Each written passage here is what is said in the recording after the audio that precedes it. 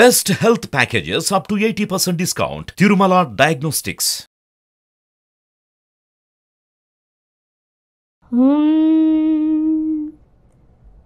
श्री माता श्री महाराज्ञी श्रीमत् सिंहासनेश्वरी చిదగ్నికుండ సంభూత దేవకార్య సముజ్జత. ఓం శ్రీ మాత్రే నమః. సరే, అమావాస్య వచ్చేస్తోంది, తర్వాత సంక్రాంతి పండుగ వస్తుంది. జనవరి నెలలో అన్నీ బాగానే ఉన్నాయండి. కానీ మాకు ఒక్క అబ్బాయి ఉన్నాడండి. ఒక్క అబ్బాయి ఉన్నవాళ్ళు ఏమిటోనట పరిహారాలు చేసుకోవాలట కదా. లేకపోతే చాలా ఆపదలు వచ్చేస్తాయట, ఆటంకాలు వచ్చేస్తాయట, ఏమిటేమిటో జరిగిపోతాయట, మాకు కంగారుగా ఉందండి అని ఒకళ్ళు ఫోన్ చేసి మాట్లాడటం జరిగింది. సరే, వాళ్ళ విషయంలో ఏమిటి ఇంత విషయం ఉందా అనేసి అనుకొని తిరిగి ఆలోచించినట్లయితే కనుక, సాధారణంగా మకర సంక్రమణం అంటే ఉత్తరాయణ పుణ్యకాలం వచ్చేస్తుంది కాబట్టి ఈ యొక్క మకర సంక్రాంతి రోజున ఒక్క కొడుకు ఉన్నవాళ్ళు తప్పనిసరిగా ఎక్కడైనా సరే ఎవరికన్నా సరే గాజులు వేయించడం అనేది చాలా చాలా మంచి విషయం అండి. ఎందుకంటే కనుక ఈ పిల్లలకి అంటే మనకి బాలారిష్ట దోషాలు అంటూ ఉంటారు. ఆదిత్యాయ సోమాయ మంగళాయ బుధాయ చ గురు శుక్ర శనిభ్యచ్చ రాహవే కేతవే నమః. పాపగ్రహాలు శుభగ్రహాలు వేటిల్లో పిల్లలు పుట్టారా, ఏ రాశికి చెందిన వాళ్ళు, ఏ పేరుతో పిలువబడుతున్నారు, అసలు వీళ్ళందరికీ కూడా దృష్టి దోషాల వలన వీళ్ళు అర్ధరాత్రి వేళ లేచి కూర్చొని ఏడుస్తున్నారా. చిన్నపిల్లలైతే, పెద్దవాళ్ళైతే చదవడం లేదు, ఎదుగుదల లేదు, ఇలా రకరకాలైనటువంటి అనారోగ్య కారకత్వాలు. ఇవి ఒక్కడే కొడుకండి బాబు, నలుసు లేక పూజలు చేస్తే పుట్టాడు. కానీ ఏమిటి లాభం, ఏం అర్థం కావడం లేదు. మరి ఇన్ని రకాల సమస్యలతో సతమతం అవుతున్నటువంటి మన స్త్రీలు ఈ ఒక్క కొడుకు ఉన్నవాళ్ళు ఏం చేయాలయ్యా అంటే గనక, ఓన్లీ సన్ ఉన్నవాళ్ళు తప్పనిసరిగా 2 కొడుకులు ఉన్నవాళ్ళు, ఆ తర్వాత 3 కొడుకులు ఉన్నవాళ్ళు ఇప్పుడు కనపడటం లేదు, 2 కొడుకులు ఉన్నవాళ్ళు కనపడటమే గొప్పగా ఉంది.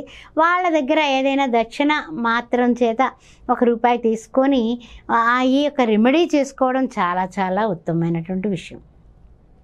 ఎలా అంటే కనుక, తీసుకున్నటువంటి ఒక 5 ముత్తైదుల దగ్గర ₹5 తీసుకున్నారనుకోండి, దానికి ఒక ₹500 కలుపుకోండి చక్కగా, లేదా ₹50 కలుపుకోండి. ఎన్ని డజన్లు గాజులు వస్తాయి అన్నది చూసుకోండి. పసుపు రంగు గాజులు, ఆకుపచ్చ రంగు గాజులు, ఎరుపు రంగు గాజులు, అదేవిధంగా చక్కగా మనకి 4వ రంగు చూస్తే నీలం రంగు, నలుపు ముట్టుకోబాకండి. ఆ 2 వద్దు, శని భగవానుడి యొక్క ప్రభావం వస్తుంది కాబట్టి ఆ 2 కాదు. ఊదా రంగు గాజులు, ఆ తర్వాత చూసినట్లయితే కనుక ఇంకొక రంగు మీరు బాగా ఇష్టమైనటువంటి గులాబీ రంగు గాజులు, ఇవన్నీ కూడా తీసుకోండి. తీసుకొని చక్కగా మీకు కావలసినటువంటి 5 ముత్తైదువులకి ముందు ముఖ్యంగా కనీసం 5, ఆ తర్వాత మీ శక్తానుసారం తీసుకోండి. అమ్మవారి యొక్క ఇష్ట సంఖ్య పంచమి పంచ సంఖ్యోపచారిణి అంటాం కాబట్టి 5 ముత్తైదువులను తీసుకొని మీతో సహా 6 ముత్తైదువులు అవుతారు. ముందు అమ్మవారికి అష్టోత్తరంతో పూజ చేయండి. ఏ విధమైనటువంటి అష్టోత్తరం అంటే మహాలక్ష్మి ఆరాధన చేసుకోండి.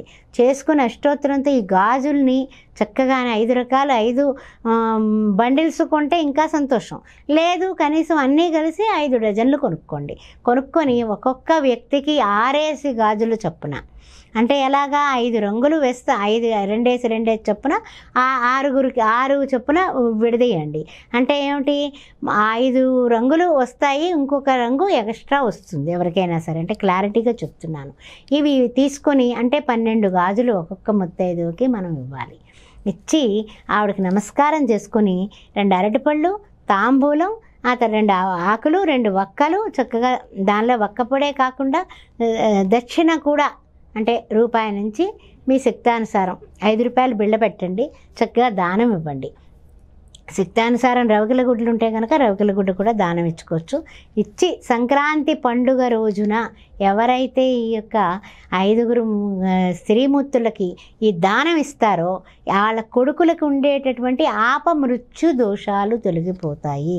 ఉత్తరాయణ పుణ్యకాలంలో మీరు చేసేది సువాసినీలకి, సువాసిని వచ్చిన ప్రీత అని అంటూ ఉంటాం అమ్మవారిని. అలాంటి సువాసిని మీరు గౌరవిస్తున్నారు, కాళ్ళకు పసుపు రాస్తున్నారు, కుంకుమ బొట్టు పెడుతున్నారు, గంధం ఇస్తున్నారు, అక్షతలు ఇస్తున్నారు, పాదాలకు దండం పెడుతున్నారు. ఇంకంతకన్నా ఏం కావాలండి?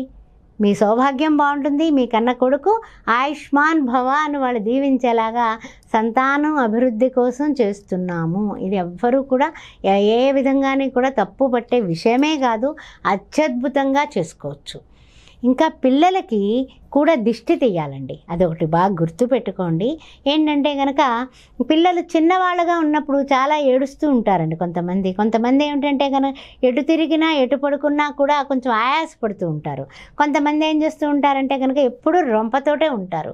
కొంతమంది ఏంటంటే కనుక డొక్కలు ఎగరేస్తూ ఉంటారు. అలాంటప్పుడు కంగారు పడిపోయి హాస్పిటల్కి పరిగెత్తుతూ ఉంటాం. అలాంటివన్నీ విచిత్ర భయంగా ఏడుస్తారు. లేకపోతే నిద్రలో లేచిపోయి జడుచుకొని ఇలా పెట్టేసుకుని అనేసి మరీ ఏడ్చేస్తూ ఉంటారు. అంటే ఏంటి, అన్ని రకాలైనటువంటి రకరకాల ప్రభావాలు పిల్లల యొక్క కళల వలన పడి వాళ్ళు డిస్టర్బ్ అయిపోతూ ఉంటారు. పెద్దవాళ్ళు అయ్యుండొచ్చు, చిన్నవాళ్ళు అయ్యుండొచ్చు, బాగా పెద్దవాళ్ళు అయ్యుండొచ్చు, ఎవరైనా సరే కళల వలన కూడా డిస్టర్బ్ అయిపోతూ ఉంటారు.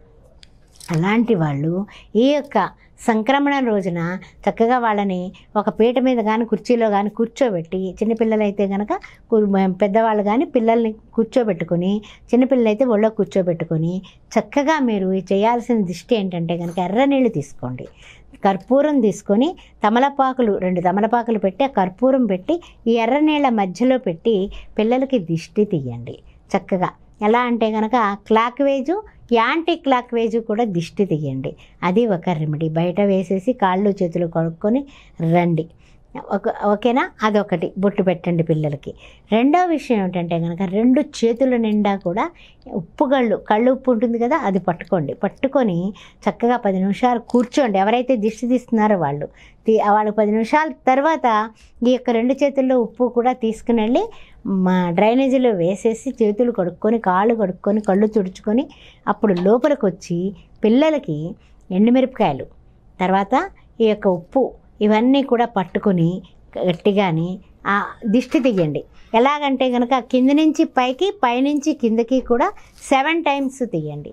తీసి కింద నేలకి తాకించి మీ 2 చేతులు కూడా ఆ పిల్లలు బాగుండాలనేసి ఆలోచనతో వాళ్ళని ఒక ఉయ్యమని 2 చేతుల మీద కూడా బయటకు వెళ్ళి కాళ్ళు చేతులు మీరు కడుక్కొని వెనక్కి తిరిగి చూడకుండా మోరీలో వేసేసి వచ్చేసేయండి.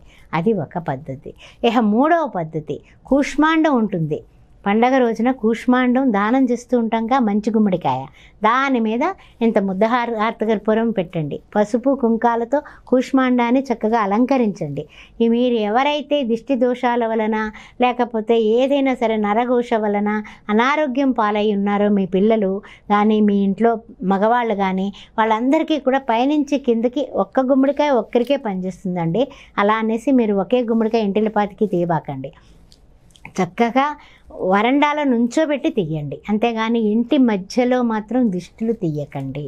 వరండాలో తీయండి. ఎవరు చూడకుండా వరండాలో తీసేసి అర్ధరాత్రి వేళ తీసి చక్కగా రాత్రి 11 గంటల వేళ ఆ యొక్క గుమ్మడికాయ దిష్టి తీసేసి బయటకు వెళ్ళి ఆ గుమ్మడికాయని కొట్టేసి మీరు వెనక్కి తిరిగి చూడకుండా అక్కడ కిందే కాళ్ళు చేతులు కడుక్కోవడానికి కుళాయి దగ్గర కడుక్కొనో లేకపోతే నీళ్లు పెట్టుకొని కడుక్కొనో చక్కగా మీరు వచ్చేసేయండి.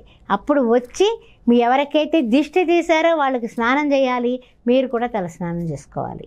ఎందువలన అంటే కనుక ఏదైతే మనం వెళ్ళిపోవాలనుకున్నామో అవి మళ్ళీ వెంట మనకి రాకూడదు.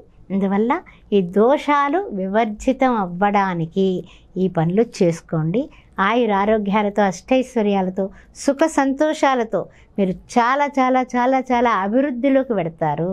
అందువల్ల నరుడి దృష్టికి నల్లరాయి బద్దలాస్తుంది. ఈ విషయాలు మర్చిపోకండి. ఒక్కడే కొడుకున్నటువంటి ఈ యొక్క స్త్రీమూర్తులందరూ కూడా ఈ గాజులు వేసుకోవడం, గాజులు 5 ముత్తైదువులకి ఇవ్వడం, అంతేకాకుండా అద్భుతమైనటువంటి చర్య ఈ దిష్టిలు తీసుకోవడం.